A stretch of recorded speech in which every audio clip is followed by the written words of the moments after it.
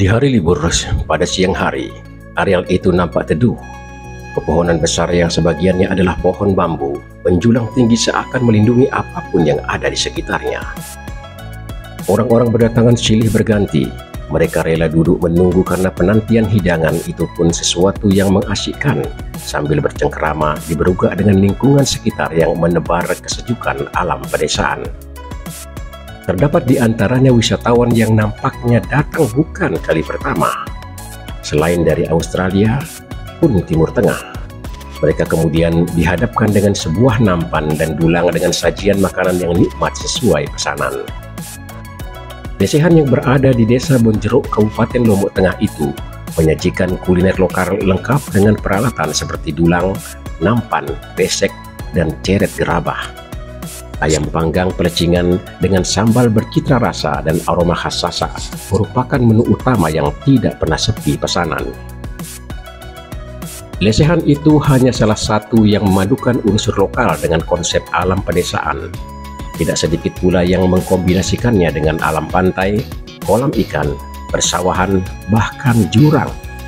Hal inilah yang sangat digandrungi masyarakat perkotaan yang lebih tertarik mencari lokasi-lokasi yang punya ciri khas kuat. Kekayaan kuliner khas Sasak setidaknya turut serta melambungkan daerah ini di sektor kepariwisataan. Tidak sekadar persoalan rasa makanan, melainkan juga telah menggugah wisatawan ingin mengetahui aspek lain seperti seni, filosofi, termasuk sosial budaya masyarakatnya.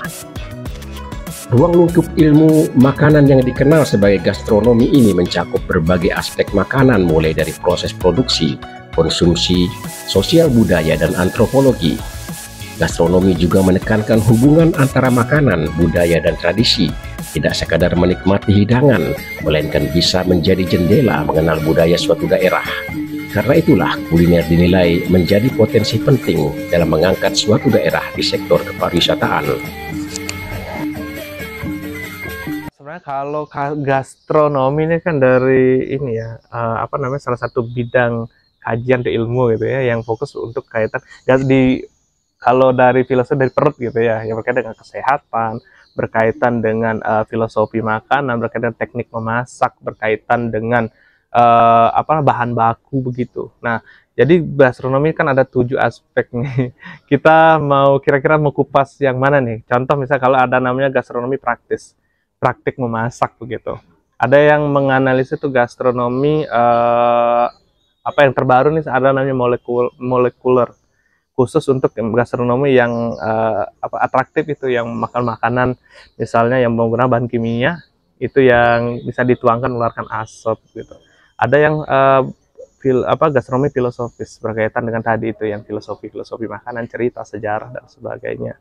Nah, kalau kita di Lombok ini dari kajian saya terdahulu itu ada 3 jenis gastronomi yang bisa kita terapkan dalam konsep pariwisata atau dalam konteks pariwisata. Yang pertama adalah dari sisi gastronomi, food gastronomi makanan. Jadi bagaimana kita menampilkan produk-produk makanan minuman kita ya dalam bentuk makanan ya dalam bentuk sajian makanan. Kalau kita lebih banyak mengenalkan kuliner, itu salah satu bagiannya. Yang kedua, kita berpotensi juga dari sisi gastronomi praktis. Hanya saja praktik-praktik memasak kita itu sifatnya tersembunyi. Nah, misalnya kita tahu ahli-ahli kuliner kita ya, misalnya di Rembiga tuh ada Businasi contohnya. Adakah mereka menyimpan resep-resepnya bisa dipublikasikan ke orang? Tidak, disembunyikan ya. Praktik-praktik memasak ini sepertinya dikuasai oleh orang-orang secara khusus, tidak mau dibagikan, mungkin susah untuk dibagikan begitu. Itu dari sisi praktis, sehingga praktik-praktik itu sah saja. Iya betul ya, tidak apa-apa begitu ya, memang makanya ada istilahnya menu rahasia ya, memang dirahasiakan. Nah, hanya saja di gastronomi praktik ini kan kita dalam konteks pariwisata ya, wisata gastronomi praktis ini, bagaimana kita menampilkan teknik-teknik dan tata cara memasak. Kan kita potensi di situ, hanya saja kita belum lakukan. Jadi menarik orang untuk berkunjung menikmati kuliner atau makanan minuman kita tidak hanya dengan menyajikan makanan-makanan tadi itu yang sudah dalam bentuk makanan jadi ya. Ada kita datang mereka pesan makanan makan udah gitu ya. Tapi dari sisi praktisnya. Kalau di Bali kan ada istilahnya, kalau kita, di pariwisata bukan di pariwisata kita mengenal istilahnya contoh cooking class. Itu kan bagian gastronomi praktis, menampilkan tata cara memasak, mengajari mereka, mereka melakukan. Kita yang masih hampir tidak ada di Lombok. Kemudian dari sisi gastronomi filosofis, historical gastronomi itu tadi. Jadi makanan-makanan syarat dengan ceritanya. Ya mungkin ini biasanya lebih banyak digunakan untuk menambahkan experience wisatawan. Ketika memasak dijelaskan historinya, kemudian juga ada secara khusus ya naskah yang bisa dipelajari, kemudian dibaca oleh mereka sehingga wawasan wisata mereka terkait dengan wisata makanan itu menjadi lebih banyak begitu. Kita potensial hanya saja belum melakukan sampai ke sana. Nah, yang sudah kita lakukan sampai mana? Food gastronomi itu tadi. Dan food gastronomi itu saat ini ya dapat kita katakan itu sebagian besar adalah fisiologi needs, kebutuhan dasar aja. Mereka datang makan, setelah makan pulang. Nah, belum tadi ya di awal pembicaraan di awal kita itu tadi belum ngarah atau belum banyak mengarah ke tadi itu yang leisure-nya. Makanya banyak yang lari kalau kita berkaitan dengan makanan tradisional lokal kita, banyak yang lari ke tempat-tempat yang menyajikan itu tadi hiburan. Walaupun di situ justru makanan yang banyak disajikan itu adalah makanan-makanan adopsi. Nah, ini yang banyak diminati muda gitu kan. Jadi karena mereka ingin bermain gitu ya, atau mungkin nongkrong istilahnya, nah sambil menikmati makanan-makanan yang tidak mereka biasa makan sehari-hari. Jadi makanan-makanan kekinian begitu ya. Karena pasarnya itu lokal. Tapi kalau pasar yang wisatawan ya masih bagus sekali untuk makanan-makanan khas. Ya, makanya apa makanan khas di sini? Kan itu pertanyaan wisatawan yang kalau berkunjung ya. Nah, ini pentingnya sekarang dari seluruh stakeholder. Siap menjawab, ya? Siap menjawab, stakeholder terutama di industri ya berkaitan dengan travel misalnya. Ya, termasuk ya driver di di taksi-taksi online dan sebagainya itu paling tidak punya wawasan tentang produk-produk wisata, terutama di makanan. Ketika ditanya di mana tempat makan makanan khas Lombok, kita bisa menunjukkan begitu. Dan tempat-tempat makan ini jangan pelit informasi. Artinya harus merangkul juga para pelaku wisata ini untuk diperkenalkan begitu. Nah, itu. Jadi kalau misalnya mau memperluas ya informasi terkait dengan makanan lokal kita begitu. Nah, itu untuk gastronomi ya. Nah, kalau misalnya mau ke jenis-jenis gastronomi yang lebih banyak itu tadi kita bisa kembangkan itu. Nah, Lombok punya potensi. Mau enggak kita misalnya kita sediakan tadi ya misalnya model bentuk wisata cooking class. Itu kan wisata gastronomi praktis. Kemudian ada gastronomi molekuler kalau bisa. Nah, hanya saja kan ini lebih ke modern ya gitu. Jadi kalau di negara-negara maju gastronomi yang mengembangkan gastronomi seperti di Cina itu sudah ke molekuler. Jadi mereka makan yang es krim mas gitu kan. Nah, kemudian makan yang ada soda-soda bergelembung dan sebagainya. Nah, itu lebih ke variasi ke sana, hiburan yang banyak dibandingkan perasaan untuk makannya. Kenyang sih enggak ya, tapi kenyang secara pengalaman begitu. Nah, itu banyak sekali kalau gastronomi itu luas memang kajiannya gitu ya. Dan nah, yang banyak sekarang dikaji itu ada istilahnya orang sedang mengembangkan pedestrian, gastronomi pedestrian. Tadi yang berkaitan lesehan itu ngarah ke gastronomi pedestrian, gastronomi pinggir jalan. Apa aja syaratnya itu? Kalau gastronomi pedestrian ini sebenarnya kan kalau ini pengistilahan ya dalam bidang pariwisata itu adalah tempat untuk menikmati produk-produk gastronomi, kemudian aktivitas gastronomi yang berkaitan dengan makanan, minuman begitu, yang umumnya kita temukan di pinggir jalan pedestrian ya, seperti warung tenda, termasuk mungkin kalau lesehan pun masih bisa dikategorikan ke situ. Warung tenda itu kalau kasarnya warung kaki lima. Sebenarnya kalau di konteks pariwisata itu tidak harus yang tadi ya, tidak hanya elit kan punya level-level juga pasarnya begitu. Karena kalau pasar pariwisata memang luas begitu. Ada sih wisatawan juga yang tidak hanya nyari tempat yang harus bagus. Tadi kalau misalnya fenomena sekarang lesehan betul dibangunnya di tempat-tempat yang sejuk, tempat yang ada pemandangannya, kemudian juga dibangun sedemikian indah ya. Nah, karena itu kan mereka narik, selain juga narik wisatawan, mereka juga narik pasar lokal begitu. Pertama untuk mereka yang beristirahat siang atau mungkin untuk makan keluarga begitu, sehingga tidak hanya makan tapi ada hiburan untuk mereka. Nah, kalau di konteks pariwisata justru kaki lima pun gitu ya punya pasar tersendiri, termasuk lokal ya. Jadi masyarakat dengan minat tertentu ya, misalnya minat saya justru banyak ke kaki lima. Kenapa? Karena saya justru ingin nyari makanan yang fresh. Kok fresh gitu ya? Karena saya tahu betul kalau di kaki lima itu kan daya simpannya tidak lama gitu ya. Paling kalau masak sekarang dijualnya di sore begitu. Itu yang Wisatanya lebih ke makanan. iya, bukan ke pemandangan, bukan ke experience, karena saya sedang tidak berwisata ya. Saya sedang butuh makanan di kebutuhan fisiologi tadi begitu. Yang jelas kalau berbicara masalah ini itu betul-betul luas ceritanya begitu ya. Banyak sudut pandang nih kalau sudut pandang wisatawan lain, dari sudut pandangnya kita sebagai pelaku usaha lain. Kalau pelaku usaha pasti nyari apa yang digemari kan gitu. Itu akan dijual. Kalau kita dari sisi akademik, mungkin pengamat, apalagi budayawan, menginginkan adalah yang lokal, yang tradisional ini tetap eksis, lestari kan. Walaupun mungkin di pasaran sudah tidak banyak diminati, tapi kita inginnya tetap diminati, apa yang harus dilakukan gitu. Padahal kalau dari sisi pelaku ya mereka pasti apa yang laris ya itu dijual. Apa yang diminati itu, apa yang terbuka di pasarnya itu yang akan disediakan begitu ya. Ini memang kita perlu mensinergikan ya masing-masing kebutuhan ini begitu sehingga nyatu begitu. Ya. Jadi kalau kita berbicara terkait dengan fenomena berkembangnya lesehan ya, kalau ini kan bagian dari aktivitas kuliner. Nah, kalau dalam pariwisata itu salah satu kebutuhan pokok atau kebutuhan dasar wisatawan itu adalah makanan dan minuman. Ya memang kalau sejak dulu gitu ya, salah satu potensi utama yang kita miliki di sini adalah dari sisi makanan dan minuman. Nah, berkembangnya fenomena lesehan ini kan karena salah satunya karena tren juga. Jadi kalau dalam lesehan ini ada dua, satu memang disiapkan untuk kebutuhan masyarakat, yang kedua desainnya adalah untuk kepentingan wisatawan. Yang kedua di lesehan ini, nah umumnya memang menyediakan kebutuhan dasar dulu, disebut dengan kebutuhan fisiologi. Kalau orang lapar butuh makan, mampir ke lesehan, ya kenyang pulang begitu. Nah, tetapi juga di sisi lain dapat menawarkan daya tarik.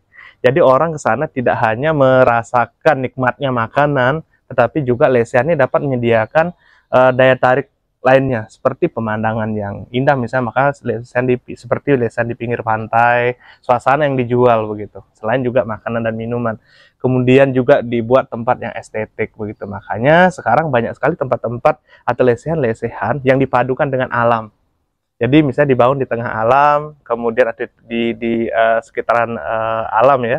Kemudian dengan bangunan yang menarik dan sebagainya. Nah, ini menjadi fenomena bahwa dalam pariwisata ini kan tidak hanya dibutuhkan atau perlu disiapkan kebutuhan pokoknya atau fisiologinya, tapi juga diperlukan kebutuhan leisure-nya atau rekreasinya. Jadi ketika orang lapar, tidak hanya diisi perutnya, tapi juga perasaan untuk refresh kembali itu dapat ditambahkan melalui itu tadi, ya seperti fasilitas dan suasana di sekitaran lesehan. Gitu. Nah, kalau kita lihat di Lombok ini, kalau dari sisi produk foodnya ya, makanannya memang sudah memiliki penciri begitu. Karena memang kalau kita kan rata-rata makan rasanya pedas ya gitu. Tapi itu untuk pasar lokal atau pasar domestik oke. Nah, hanya saja kalau di dalam konteks pasar internasional memang harus lebih sedikit universal. Tetapi sebagian besar juga wisatawan sebenarnya mencari yang disebut dengan autentisitas. Jadi tidak harus yang merasa mengikuti rasa makanan, misalnya mengikuti rasa foodnya orang Eropa misalnya, ya yang manis misalnya, atau tanpa rempah-rempah begitu, tapi tetap dengan autentisitasnya. Hanya saja bagaimana mengemas autentisitasnya tetap terjaga, tetapi nah pengelola atau pelaku wisata ini perlu menyesuaikan. Seberapa kira-kira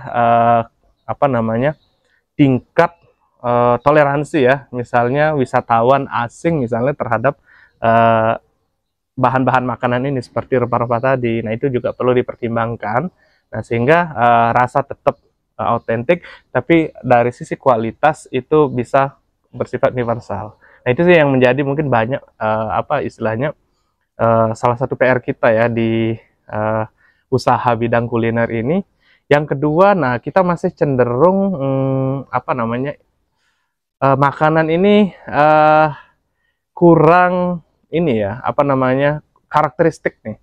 Kita misalnya punya ayam taliwang, sate rembige dengan jenis-jenis makanan lainnya yang khas sebagai penciri di makanan Sasak begitu. Tapi yang kalau kita lihat sekarang itu banyak juga berkembang makanan non Sasak, non Lombok yang justru itu yang banyak digemari begitu. Nah, sekarang pertanyaan, ada apa dengan kuliner kita? Nah, ini perlu mendapat perhatian sehingga kuliner-kuliner yang kita punya itu jauh mungkin lebih gemari dapat dinikmati oleh pendatang, terutama wisatawan atau pengunjung. Nah, dengan cara ya kita lebih banyak perkenalkan, termasuk ke variasinya. Jadi kalau ayam taliwang mungkin dibuatkan berbagai variasi dan sebagainya, sehingga tidak kalah mungkin dengan makanan-makanan Nusantara lain ya. Ya, walaupun mungkin itu masih lingkup makanannya jenis makan Indonesia ya, seperti soto, kemudian lalapan gitu kan, makanan-makanan nasi goreng dan sebagainya. Memang itu kan kalau dari sini masih makan Indonesia, hanya saja bukan merupakan autentik berasal dari Lombok begitu. Kurang lebih fenomenanya sih seperti itu. Nah, yang kedua sekarang tren anak muda nih Pak. Karena kalau di lesehan, melihat kalau tren anak muda, lesehan ini kan untuk kebutuhan mereka makan. Tapi di sisi lain, sekarang tren anak muda itu adalah bagaimana mereka menikmati makanan-makanan adopsi sebenarnya.